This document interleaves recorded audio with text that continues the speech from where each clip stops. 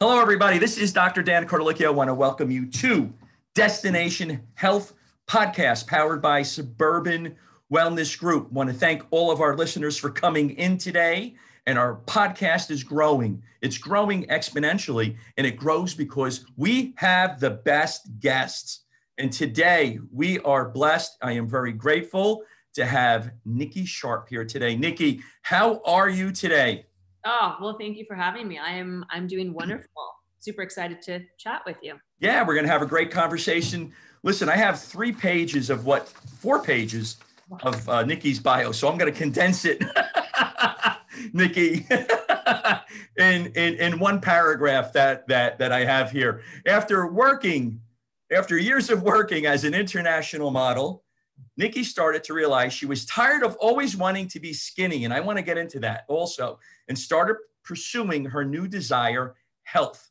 Through her work as a health coach and wellness blogger, Nikki's mission is to spread knowledge of healthy living for the mind, body, soul. I love it. Best-selling author, in addition to, thank you very much for being on the show. You're welcome. So let's start off. We were just talking a little bit about being healthy in a time of COVID, right? And we were discussing this. So what are your thoughts on that? I believe, let me, I guess, backtrack.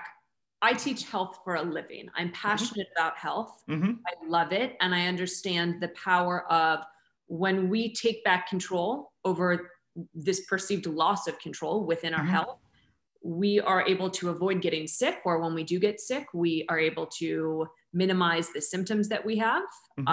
So that's not to say that health won't prevent you from ever getting sick, but it's to say that you're less likely to get really hardships within, cancer, diabetes, or things that are, and I'm not saying like cancer, for example, is preventable, but we know that there are certain things that lead to it. So health is one of those things that, and especially in today's day and age, where, as we were just talking, everyone is fighting over this mask. Do you wear it? Do you not? But not one kind of person on the news, the media, Fauci or Donald Trump or anyone has come out and said, hey, by the way, if you eat more fruits and vegetables and have more vitamin C and zinc, you have a better chance of not getting COVID. And so I just get really frustrated that it's all based on a mask, when in fact it's the time more than ever to really be focusing on how do you take care of yourself? Do you sleep enough? Are you stressed? And obviously with so many people losing their jobs and not being able to pay bills, the stress goes up. And we know that when your body is stressed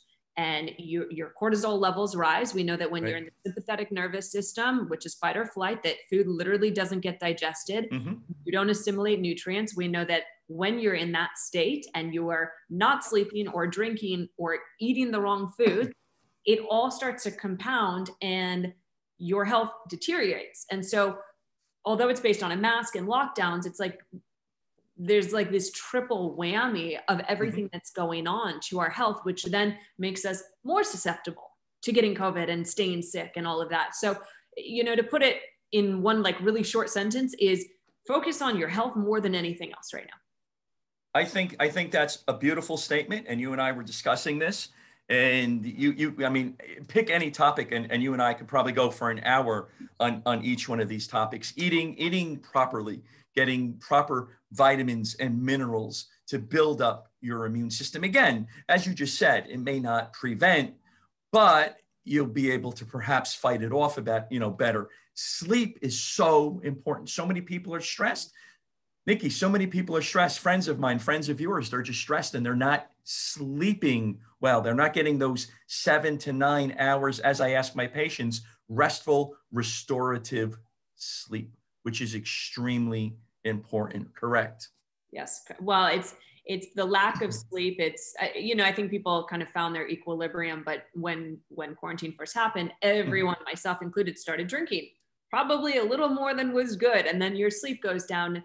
And then when you're tired, you don't make the best health decisions and food decisions. And you don't exercise. And it's like all of these things that are so easy and simple have become like, oh my God, I can't eat healthy. Or, everyone gained the COVID 15 or quarantine 15. And it's quarantine 15, right? Quarantine 15, right? And then you're like, when you go through that, then then people are like, oh, well, the mask, the mask, the mask. It's like, but what about losing some weight because you know it's healthier for you? And it's so, the thing is, and it drives me nuts, it is so simple to lose weight. It is so simple to take care of your body. And we've overcomplicated it with, oh my God, well, I have to do this and this and this and that. And I don't know what to do because there's so many diets on the market. And so one thing I promote is count colors. That's it. Count colors, stop counting calories, have 3 colors at every meal. And it is the quickest way to stop cravings, to start having more energy, to sleep better, to lose weight. And you don't even have to do anything. You don't have to remove anything from your diet. So that's where I simplify nutrition. But I do just I'm so passionate about all of this because I think what's going on in the world right now is we have an opportunity to really transform how we take care of ourselves. I agree. And we're not. Right. But however, that's where you and I come into play. Yes. I mean, you know, for our listeners, you can hear Nikki's passion coming through. And for my patients that are listening right now, they're saying, wait a second, Dr. Dan, do you and Nikki work together? Because it's in parallel universes right now. And they're like, wow, you know, he says the same thing. And as you were talking about colors, I wrote Eat the Rainbow and I circled it a couple of times. Eat the Rainbow. I mean, we can start something simple right there, right? Yeah. And, you know, to change that mindset that an individual has when they're eating, you know, let's add a couple of things. Taking away sometimes causes a lot of pain. You mean I'm not going to be able to have a slice of pizza ever again? Hold off. You're diabetic. Your triglycerides are through the roof. Let's not worry about a slice of pizza right now. Let's start adding some good things into your diet. Crowding in, right? You crowd in instead of taking out, because we know that the moment that you tell yourself you're not going to do it, what do you focus on? You focus on the thing that you're taking out. And so the easiest, simplest way, as you said, is eat the rainbow, and every single color has a correlation to what it's good for, right? And you'll know this, but a lot of people don't, is like the beta carotene in carrots, that bright orange is great for your eyes. And you can even start to look at fruits and vegetables. And this is what I love, and see like a walnut. Well, it looks like this weird kind of brain shape. Well, walnuts are great for your brain. Yes. You know that eyes, when you cut into a carrot, it has this kind of beautiful little shape, and that's literally like the iris of your eye. And we know that tomatoes, that beautiful bright red color, lycopene, great for your heart. Tomato is like the heart. And so when you start to think of it that way, it's like, oh, that's kind of interesting. Instead I love that. Oh my God, and here's the other thing I always say to people. I hate that we call it healthy food. So I always encourage my clients and people that I work with to start looking at what if we called healthy food just food, right? It's no longer healthy. It's just food. And the things that we call food, the standard American diet or the SAD diet, SAD for a reason. If we started calling that toxic food, so the things that we should be eating, we just label that as like, hey, I'm going to go out and have dinner, a meal, food. And the things that so that instead of labeling the healthy and like, oh, I'm going to eat healthy now, we then labeled the thing that we shouldn't be eating to toxic food. And if we were to do that and you're like, hey, do you want to go get a toxic meal today? It's like nobody would say yes to that. Nobody would say yes. But when we say, oh, do you want to go get a healthy meal? People are like, what is that going to entail? Am I going to have to eat Brussels sprouts? Yeah. You know, am I going to have to eat, you know, like they're going to put a little, you know, Brussels sprouts on the Ezekiel bread, and I'm not going. No I'm salt, not going. No sugar, no. And so it's if people start to change their thinking about that, the stuff that we currently eat is relabeled to toxic food, and the stuff that we know we should be eating is labeled just food. There's a really big mindset switch that it's no longer, and it's not saying you can never have those things again, but it's just saying, I choose to eat food because I know it makes me feel good. And I choose to eat the toxic food because it's man-made and not as good for me every once in a while. Right. I love that. And you know what? There's an inter-office memo going out. We're talking about toxic food now. So thank you for that. I love, Nikki, I love that. You're pivoting somebody's mindset, their headspace, to think of it differently. Because if you sit there and say, let's go get a toxic, hey, listen, it's Saturday, All right, it's beautiful out. Let's go to the beach. Yeah, let's go get a toxic burger or something like that. Somebody's going to turn around and say, no, I don't want to do that. I want to make sure that I remain healthy when I'm eating. And like you said, it can be so easy. Some simple strategies to take to add some foods that are in there. And we go slow at times. It really depends upon the patient that comes in. Listen, if somebody sees you, they're type 2 diabetic, right? And they're saying, oh, geez, I got to lob off your, the surgeon wants to lob off my foot. Well, we're going to have to do it. We're going to have to, speed this up a little bit more. Correct. Of course. Well, and the other thing that I always say in terms of when you're starting to incorporate more foods is just keep it as simple as possible. And obviously if someone's coming in with a lot of health challenges, then we do like I encourage people to do my 5-day detox because you see crazy results in 5 days. But the other thing is when we look at exercise right now, we're taught and people think about exercise as a punishment. I ate bad, therefore I need to exercise to burn off the calories. How many times have you heard that? I have to go an extra 2 miles today, or I have to do an extra mile. Am I right, Nikki? Burger. Right. And so a simple shift, and this is where when I was coming out of my eating disorders, I knew that I needed to shift my mind about exercise because I would go on these binges and then I would go to the gym for hours. And so we've literally trained our brain and our body and our everything about it to say, okay, well, I'm going to exercise because it's a punishment of something I did. So what I started doing was I would only allow myself to go to the gym if I ate correctly. I was not allowed to go work out if I ate something bad. And that was really hard because I'm like, oh God.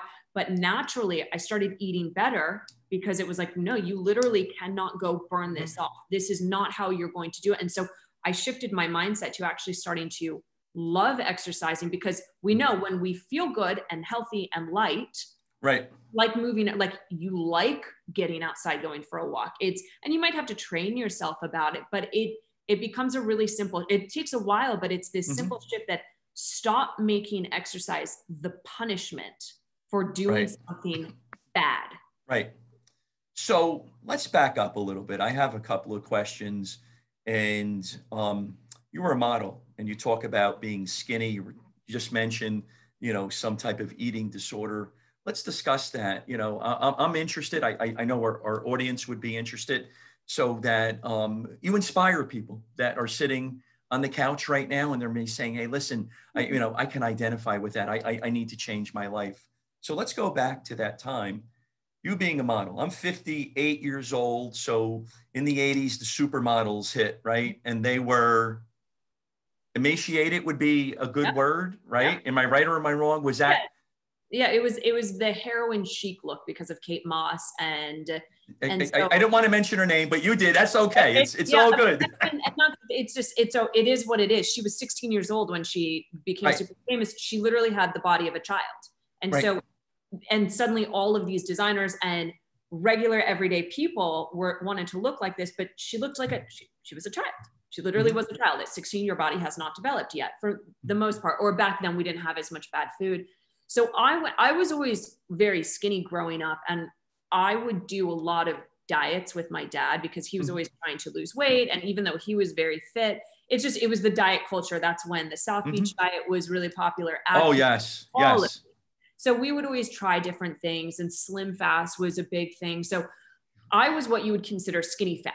I was skinny, but I was not fit. I had that extra layer of fat on my body. So I was always trying to lose it through food, not really exercise. And later in my modeling career, you do have to be very, very skinny. And it's less about the skinny as you have to have the correct portion sizes. And so, or proportion sizes. So like, your waist and your hips have to be a very specific size. Well, in order to get that way, you do have to lose weight. And so for years, I ended up going through this up and down of losing weight, gaining it. And I had always gained the weight back when I was happy and fulfilled and felt good about my life.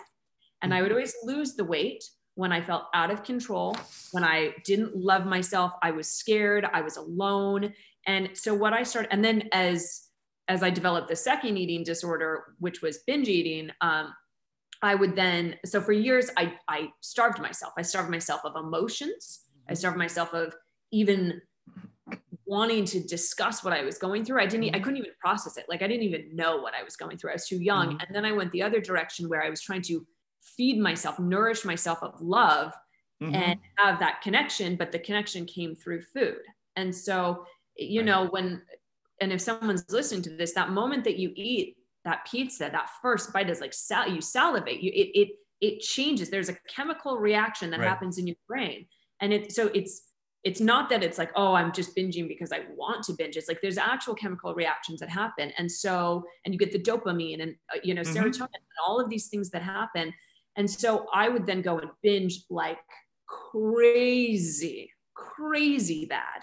And people look at me and they're like, no way you put that much food away. I'm like, no, trust me, I really did. And then I would feel so guilty. I would restrict the next day. And it was this vicious cycle of eating too much sugar, drinking too much alcohol, eating too many high fat foods. And I really had to go through the journey of what was it in my life that was causing me to do this? Why was I turning to food instead of facing these demons that we all have? And one thing I've learned is that the number one problem that every single person has is that they don't think that they should have problems. Right, because you have to be perfect in this lifetime. Perfect. And so people then, because of this nature of thinking, oh, I can't have problems or challenges, as I call them, that you then go and hide yourself in food or overexercise or drugs or alcohol or oversleeping, whatever it is. People numb and distract themselves. And so food, alcohol, drugs is the number, I mean, one, but of three that people do. And especially during quarantine, like people started distracting and numbing themselves because all of a sudden there was uncertainty. People were scared, and our biggest fears were coming alive of like losing jobs and money and health and all of that. And so for me, it was this journey to really understand, what was I afraid of? Why was I hiding? And how could I overcome those to be content and happy with my life? And it's an everyday journey. Like, it's not, you know, there's some days, some weeks where I'm just like, oh, I am just feeling a little depressed and not as good. And then there's other weeks where I wake up and I'm like, life is beautiful and it's amazing. And so I try to focus each and every day on finding the good of the day, being grateful, reaching out. Like the worse that I feel in my life, the more I've learned to reach out to friends and ask them how they're doing, to literally get out of my zone, my thinking, my head. And I get out of your headspace. Correct. Yeah. So yeah, it was a journey. And then I got into nutrition, and it was just like a light bulb moment went off for me. I was like, well, holy cow, if I eat good food, I feel good. If I don't eat good food, if I eat bad food, I feel bad. Like ding, ding, ding, ding. And so I just tried to make it a thing every day of, what healthy thing can I do for myself today? What kind of loving and nourishing thing? And the other thing, like even now today, and I recommend everyone doing this, is instead of thinking, oh, I can't eat that pizza, I can't eat that burger, I always say, ask yourself, will this meal make me feel light and energized by the end of it? Or will I feel heavy and tired? And so it's not to say you can't eat it, but it's just, do you want to feel light and energized, or do you want to feel heavy? Choice is yours. Oh, I love this. Thank you for sharing your personal story. You know, it is inspirational. I have one question. What were a couple of few demons that you had to overcome? I remember for myself, when I was 37, I had a heart attack. And I had offices in different states in the Northeast, and I was eating poorly. And the excuse was that I was busy, which I was. I'm not saying that I wasn't, Nikki. But what happened was, when I started to look at this, because I got into nutrition after that, that was my why, if you will. And I realized growing up in an immigrant family, they had no money. So when you had an extra money, you ate food. I was eating the wrong food though, Nikki. You know, I was eating the wrong food. So I was leading, as the Italian Americans would say, la dolce vita, the good life. But, you know, eating an Italian hot dog several times in a week, fried hot dog, potatoes, onions, ketchup, mustard, whatever else they can throw in there. so I had to look at that and I had to overcome that where we didn't have the money. So now I have some money. I'm working hard. I really love what I'm doing. And now I'm eating inappropriately, but I have money to buy food. So that was a demon for me. What was a demon for you? Well, thank you for sharing that. Just a quick note on that. I think that, and especially from the Italian side and the family and that background, Italians do it so right. Mm-hmm. They do things so right where they can, right? But so hear me out. Yes. They do these beautiful meals. Mm-hmm. However, when you go to Italy, it's very different than the Italian style meals that we eat here. Yes, it is. Right? When you go to Italy and you find there's a woman in a kitchen or a man, and they cook all day long for that dinner where 10 people are going to come, and they do it every single day. Mm-hmm. And they get all of their ingredients from farmers markets or, local produce, things like that. And they sit there and put love into things. And they, like the cheese wheels of Parmesan age for 30 years. Mm-hmm. So they do things correctly in the sense that it's this collaborative, collective, you sit down for your meal, you have conversation, you have your wine, but it's not about sitting there and binging on your food. It's all about connection. Right. So what we've lost in America is that connection with food, right? And so that's one of the most groundbreaking things, and I'll answer the question of my demons, but one of the most groundbreaking things about food is, and I'll ask the question for you, what's the difference between wellness and illness? What's your answer? And I want everyone to think about this as well. What's the difference between wellness and illness? Wellness, you can say, is being healthy. Illness is being not healthy. Correct. Right? That would be a normal, regular answer, if you will. Yes. And there's no wrong answer. The answer, though, that I'm going to give you is wellness is based on the we, illness is based on the I. Oh, I love that.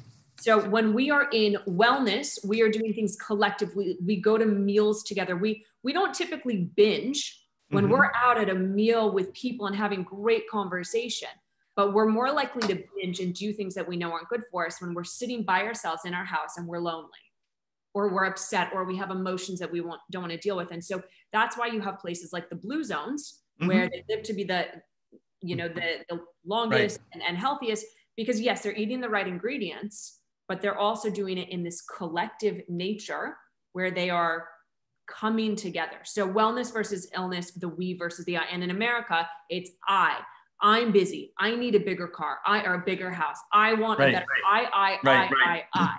So just something to think about. Now, going back to my demons. For me, I was traveling the world by myself. I was very lonely. I had so much uncertainty. I was making money sometimes, not making money the other mm-hmm. times. I didn't feel a value of purpose. I didn't, being skinny and showcasing clothes. It's amazing when you see your photo on a billboard, but it's nobody understands all the work that goes into that, of having to make sure you're skinny, making sure that you're in the right country, making sure that you're on a job set for 12 hours with that one photo. And so when I boil it down, it really was, I didn't have a sense of purpose and I didn't love myself. And so that's the two big things in my life, to say, what is my purpose? And when we don't feel that we have a purpose, that's where mm-hmm. we start to numb and distract ourselves with foods, drug, alcohol. And so then when I started learning about health, it's not that overnight I learned that, oh my God, my purpose is to share nutrition and health. I didn't know that. But I realized that I enjoyed doing mm-hmm. it. When people are looking for their purpose in life, and that's one of, the big age-old questions, what's our purpose? Why are we here? Your purpose doesn't need to be related to your job. Your purpose in life could be the best mother or father possible. Your purpose could be to inspire the families around you in your community and be that mm-hmm. leader. So there's different levels of what your purpose is. And for me, it just became my purpose as I did it more and more, was I want to help other people with their health, because I went through all of the challenges that I did mm-hmm. and I learned so much that I want to inspire others so that they don't feel so alone, and they know that there's help out there and hope. So those were my big demons. And then as my career blew up and all of that, then I had things like, oh, you're just a one-hit wonder. You'll never be that successful again. And that's another one. And so I call it the spiritual onion, that we kind of have to peel back layers. And as you go through one layer, you get to the next one, you're like, oh, that's kind of icky and brutal and makes me cry a little bit. And then you peel that back and you work through that. And then you get to the next layer. And that's just what our spiritual journey is. Wow. Thank you very much for your share. I am an adjunct professor. I'm usually doing the teaching. I'm taking notes. And if you're not taking notes out there today, you are missing out. You're going to have to listen to this again. But I am taking a ton of notes right now. So I want to thank you for helping me out. So then you had this aha experience and you're like, this is it. This is what I want to do. Because when you get into this clinical nutrition, it really is to serve, and you want to help others because of your personal experiences. And you have those passions that you see in individuals that want to do this. So you mentioned the word detox before. Let's talk about a detox. Let's talk about your 5-day detox. What does that include? Yes. So there's a big misconception right now of the word detox because, oh yes, it blew up, it got popular. And the reason that it started getting popular was because people realized you could see very quick results in a short amount of time.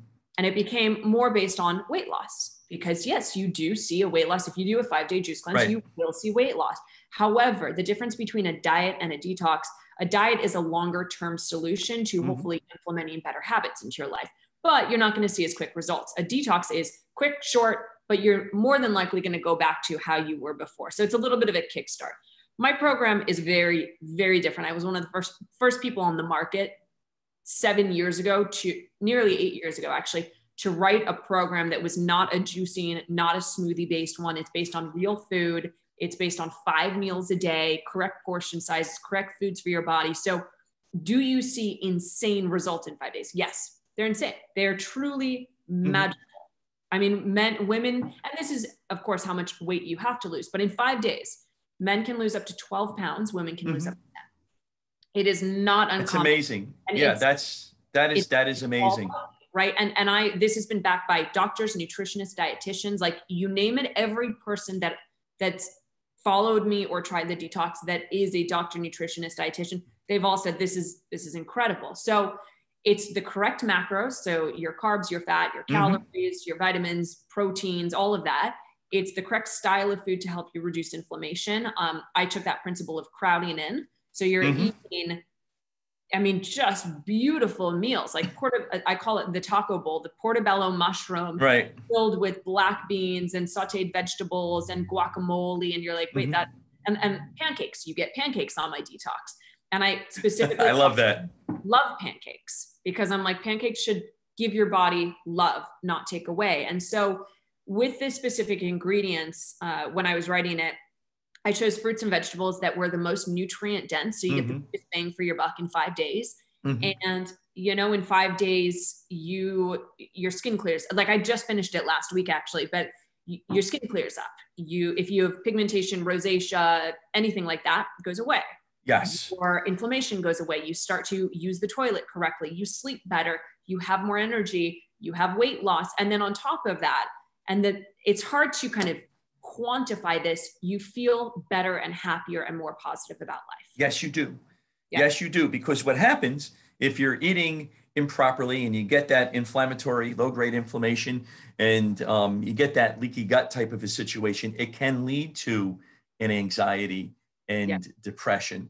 And here's a little funny side note, because all my patients are going to say this, is that as a nutritionist, health coaches, we talk about elimination. We want to know how you're pooping, right? So, yeah, I was with a patient earlier today, and they were like, "Why are we talking about my poop?" And I said, "Well, it's important. Let me tell you why it's important." So from there, you wrote your first book, the 5-day Real Food Detox. All right, and you wanted to help a lot of people out. How many times a year do you detox? I do it. I mean, during quarantine just after it ended, but from March until July, I did it 5 times. Mm-hmm. Because it's 5 days. And I get, you know, the question, people feel so incredible afterwards. And the difference from my detox is it makes you feel so good that you don't want to go back to other things. And you also learn correct things for your body, correct portion sizes, correct fruits and vegetables. So for me, I eat that way most of the time. Mm-hmm. But yeah, I did it 5 times. I wasn't I think I did it 3 times where I was like 5 days, this is it, super strict. And then a few of the times I did it where like one of the dinners I would have something different, or I would have a coffee. And I always say to people, we're not striving for perfection. I would rather you do the detox for 1 day than not do it at all. I'd rather you do it 50%. I'd rather you do the detox and stay with the coffee if you have to, because then next time you try it, maybe you get rid of the coffee. And so it's a very doable one. And when I wrote the ebook in 2013, I sold it via Instagram. There was no link in bio. It's not like you'd actually have to go to my website. And it went so viral because of how effective it was, how cheap it is, all the foods you can buy in your local grocery store. It's around $100 for the entire week. And you break that down, it's 5 meals a day. So you're paying around $4 per meal, which is crazy cheap. And so I sold 100,000 copies of that as an ebook. And that's because it worked. Then I turned it into an app, a mobile app. You can find it in the App Store. It's called the 5-Day Detox by Nikki Sharp. That went number 1 in 6 countries when I launched it. Then I wrote it into the book, The 5-Day Real Food Detox, and that went number 1 as well. And so there's a reason that it's going number 1. And this is, I'm not putting ad spend behind this to market it. Right. It is only based on my community, people sharing it with their friends once they do it. And that's the power of communities. That's the power of when you have a product that works, is like, I don't really market it anymore. People market it for me. For you, right. Because it works so well. You know, and I love that. And that's how you can have that positive impact on health in your community, and what you can do to make sure that they're healthy, if you will. And that's important. Then you wrote a second book. I did write the second book. It was called Meal Prep Your Way to Weight Loss. Tell us about that. That one, actually, it's funny. I was just on a call with someone. I have it right here. I don't know if that's showing up backwards for you. Oh, no, that's perfect. You got it. And then you can see like there's all these beautiful meals in it. And so you see it's lots of colors, very beautiful, very easy to make. And what I did for this one was I took all of the questions that people had from the detox. And the first book, the actual detox book, I broke it down into the pre-tox, the detox, and the after-tox. Meaning, what do you do pre-detox? What do you do during the detox? And I have a section called, or a chapter called The Guy Talks. And I'm like, guys, it's the only chapter in the book I want you to read. We talk about sex, fast cars, and muscles. There you go. Everybody's in at that point, right? And then we have the after talks, what I called the Sharp Lifetime Diet. So what I did was take the Sharp Lifetime Diet and turn it into the second book, which was a 4-week meal plan that if you follow it, again, I guarantee crazy results, but you're going to learn how to start to incorporate all these different things. And I still say, like, look, you can still drink alcohol if you want. You can still eat the foods you want, but you just want to start to incorporate them into the actual program that I wrote. And so that one, I mean, I make meals from both of those books all the time. Yeah, we're going to have to make that available on our website somehow. So we're going to talk about that. Yeah, we're going to talk about that when we're done with our podcast. So now you're this health coach and you're this nutritionist, and you're helping out so many different people. You went from being the skinny individual facing those demons, then you change your life. I love those types of stories. You know, what are you doing now? Is there anything different that you're doing in your career? Yeah, so when I first started, well, something to note is, like, on Instagram, people that have followed me since 2013, I have consistently shared the journey that I'm going through. So when I first started, I would post headless body shots of myself because I didn't want people thinking, oh, it's just another skinny model talking about her body dysmorphia and like, screw her, she's skinny. Instead, I would post these shots because I was just too nervous to show my face. And people really started just enjoying the authenticity and the vulnerability that I would share. And it was all based on the foods that I was learning, nutrition, things like that, my mindset, motivational posts. As my evolution through the health world has changed, so is what I write about. So I don't post as much food anymore because I have books where I've put all my knowledge into these books. Instead, I share a lot more spiritual in a sense, but not woo-woo, but it's like spiritual meets psychology. Because what I've learned is that the mind is the most powerful thing that we have. And I always just say food is the Band-Aid. We have to look at under the hood of the car of like what's actually going on in the mind. I agree. Right. I agree with you 100%. Yeah. So that's kind of what I'm doing a little bit more than just food, because I think that when you focus on just the dieting and the weight loss, it becomes it's a constant battle. And so I always say to people, let's look into why you're obese or fat or overweight or, whatever it is, or let's look at why you're restricting. Let's look at why you're making the choices that you do. Right. And let's take away the judgment of, if you're overweight, let's just take away that judgment. Let's actually just look at why you're doing the things that you do with no judgment. I always say to clients, like when they catch themselves in the mirror talking to themselves and saying like, oh, I look fat, I look ugly, I don't feel good today, I always have them say 2 words: how interesting. Because it takes away the monkey mind and that brain that goes, breaks it up. It breaks it up. And like judgment, oh, you're a bad person for being overweight. No, you're not. You're beautiful. No. So you just say words, how interesting. Right. And that just breaks up their pattern, and they're thinking about something, because and you probably have the same experience where most of the individuals that are coming to see you, buying your book, they do have this judgment that's going on. And I will tell you, listen, in the 80s, when I was in college, I'm pretty old. And when I was in college, when you saw magazines, International Mail, and all of those, you wanted to look like that 100%. That's what you strive for. And you judged yourself. So when you were in the gym, or if you were doing something, and you were working out, you had to have that. And, you just judge yourself way too much. You never obtained it, I think, because of the judgment. You were so critical in your life when it would come to that. And I hated that. And it wasn't a fun time back then, because you're in the gym, like you said, 5 hours, your biceps, your shoulders. Oh, geez, I still don't look like the guy there. Right. Therefore, I'm not getting the girl, and therefore I'm not going to be happy. That's usually the way it goes. But saying how interesting is really interesting. I like that. Yeah. Well, and the other thing that people have to remember is, when you see the bodybuilders and the perfect model sizes and everything, they don't maintain that year round. They do that for competitions, or like Victoria's Secret. They do that for a show.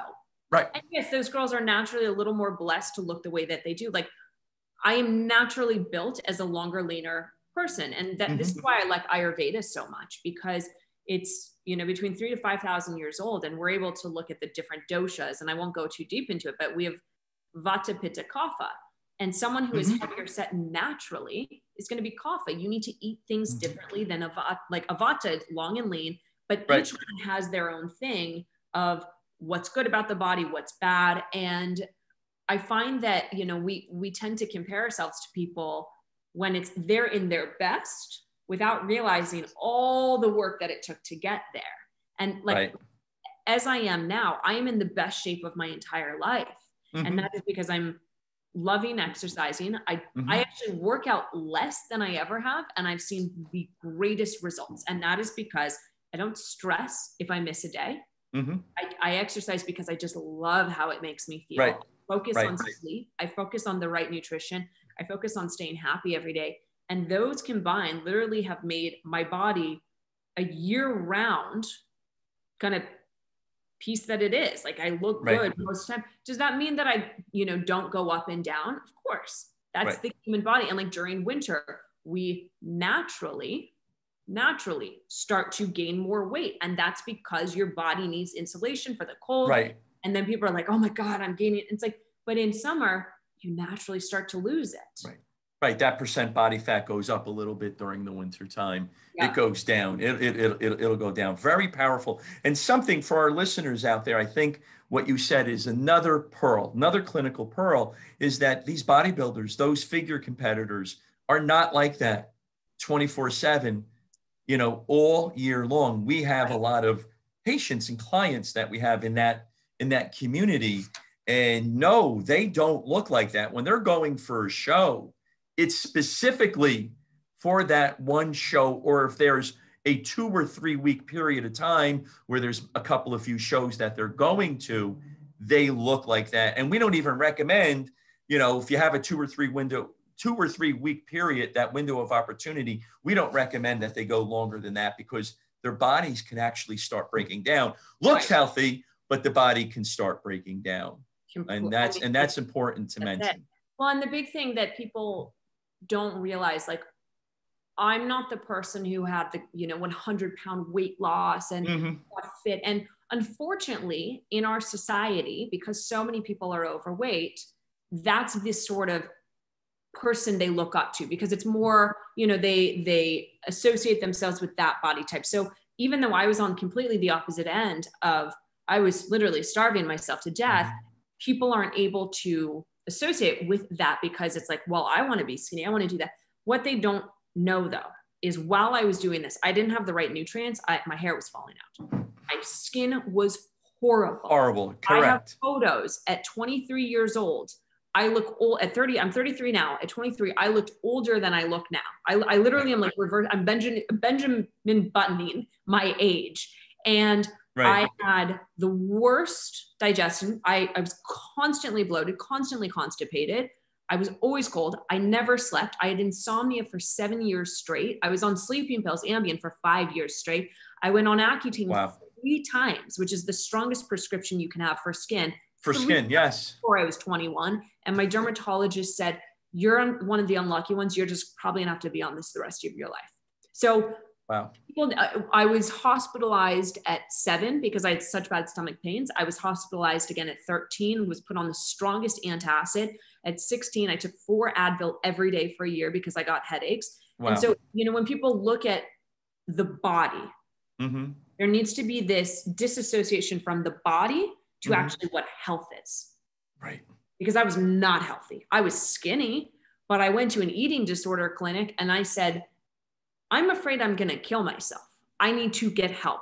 And unfortunately, the eating disorder clinic said, well, it's a 6-month waiting list. And I said, well, that's not going to work. That's not going to work. No.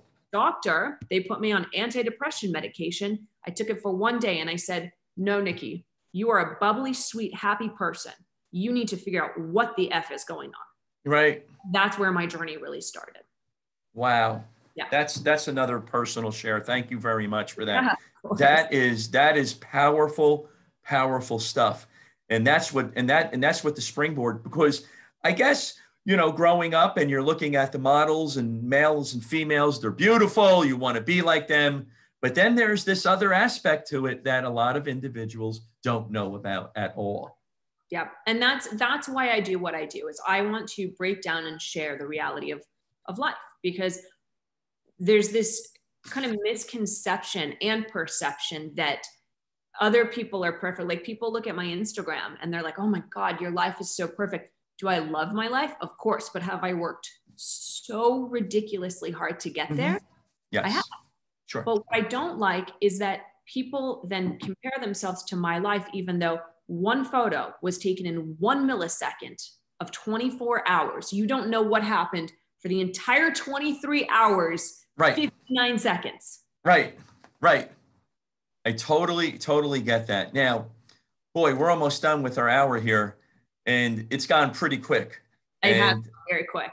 Yeah, and I'm going to ask you to come back on again in the next couple of months, Nikki, because I think there's you're talking about onions and peeling back the onions. I think we just started peeling back some onions in our podcast. So is there anything else you want to say to the listening audience today? Yes.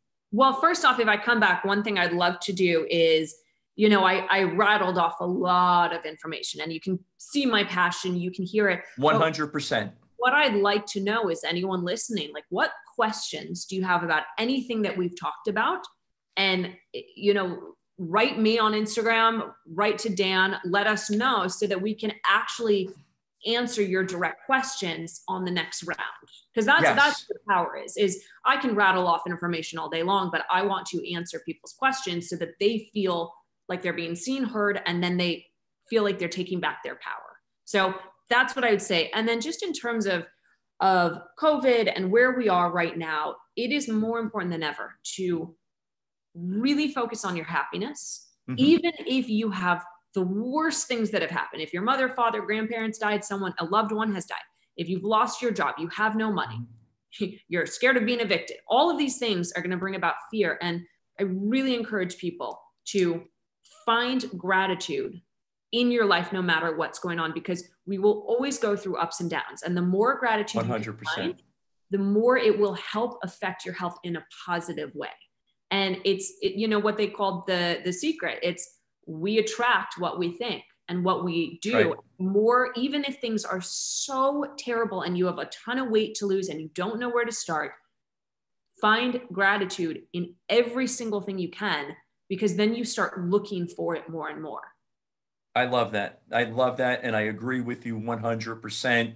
One quick question. You have a new business venture, Sharper Social Media. Yes. Tell us a little bit about the Sharper Social Media. Yeah, well done. You did some research there. So I have had so many questions from people on how did I grow this brand that I have, from a 2-book deal with Random House, best publisher in the world, to a #1 app, to being a speaker, having a iTunes Top 30 podcast, all of these different things. People want to know, how have I done it? And so I started going on more and more podcasts, just sharing knowledge. And I was like, well, maybe I should coach people, because they started asking for it. And I found that I just love helping people achieve whatever it is they want help with. And so I do my private health life coaching. Like, let's say someone is unhappy in their relationship, I can absolutely help you with that. Let's say you're starting a business, or everything just got shifted, so you have to do everything digital because of this thing called COVID, where every business shut down, brick and mortar businesses shut down. I help people build communities online and sell products that need to get out to the right people. And I love doing it. Oh, I love that. That's great. So everybody, this was a great podcast. You're going to have to go back and you're going to have to listen to this again. Even though I was involved, I'm going to go back and I'm going to have to listen to this again, because there's going to be more notes that I've taken. So how can our listeners contact you? We recommend that you contact Nikki 100%. You hear the passion that she has when it comes to what she's doing and positively influencing not only her community, but the community around the world. So how can we contact you, Nikki? Absolutely. So my website is nikkisharp.com. My Instagram is nikkisharp.com. And if you have questions, or you're interested in business coaching or health coaching or anything, or you want more details about my book, I'm going to do this. I never do it. My personal email is nikki@nikkisharp.com. Thank you very much for doing that, Nikki. Want to thank everybody for listening today. I'm Dr. Dan, suburbanwellnessgroup.com, 973-483-2277. Nikki, thank you very much for being here today. I got some ideas for our second podcast, so we're going to talk about that in a second. This is going to be good. So thank you very much for coming on.